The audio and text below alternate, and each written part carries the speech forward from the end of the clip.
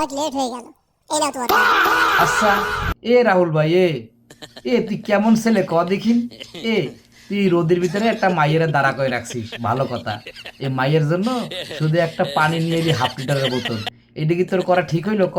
এ বেটা তুই একটু কেক, একটু জুস, একটু বিস্কিট এগুলো আনতে পারলি না?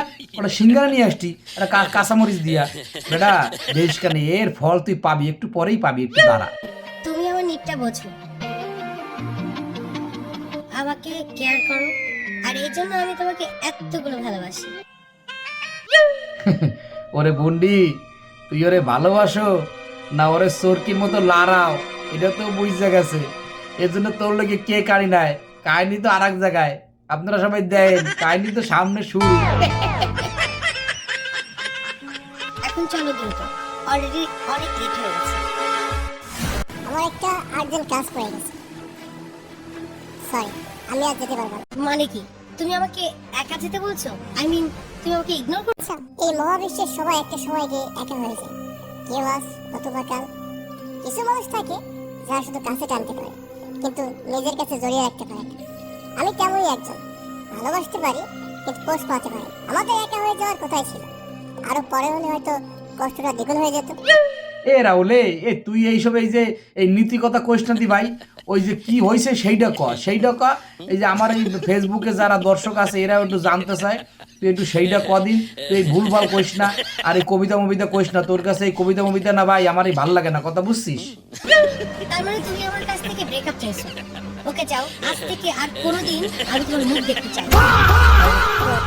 পানিটা নিয়ে যাও।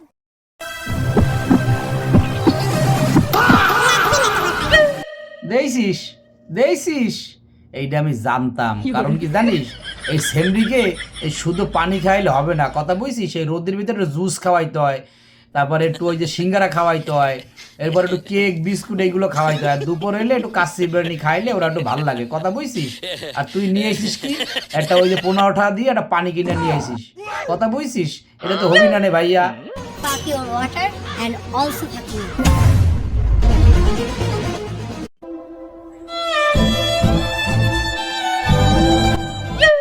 যাক রাহুল, ভালো হয়েছে দোস্ত।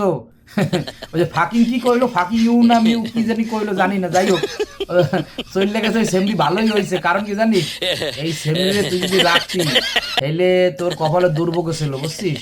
তোর কপালে মেলা দুর্ভোগ ছিল। ভালো হয়েছে সেমরি চললে গেছে। তবে কাহিনীটা কি একটু সবাই একটু জানা। কারো জীবনের সবচেয়ে একাকী মুহূর্ত হলো যখন সে তার পুরো পৃথিবী ভেঙে পড়তে দেখেছে এবং সে কেবল শূন্য দৃষ্টিতে তাকে থাকতে পারে। ও আচ্ছা, তাহলে কাহিনীটা তাহলে এই জায়গায় ওই সেমরি আর একটা লাং ধরছে, তাই? মানে তোরে যে কি জানি একটা বাংলা একটা কথা আছে কি জানো, বাতার রে কয় সজাগ থাকতে আর লাং রে কয় আইতে। এখন এই সেমরির বিষয়টা হলো এরকম, ওই সেমরি তোরেও রাখবে আবার ওই পেশাটা লাংও রাখবে, কথা বুঝছো? এই দিকে আবার বাংলাদেশি মাইয়াগো সমস্যা, কথা বোঝো নাই? এসে আর কি বা করতে পারি? হয়তো পারি মাঝে মাঝে অন্য দোষ নিজের কাঁধে নিতে পারি। সবসময় কেন ভাববো আমরা ঠকেছি? আরে আমরাও তো ঠকাতে পারি নাকি? হয়তো আমার জন্য সেই ঠকানোটা নিষ্ঠুর, অমানবিক।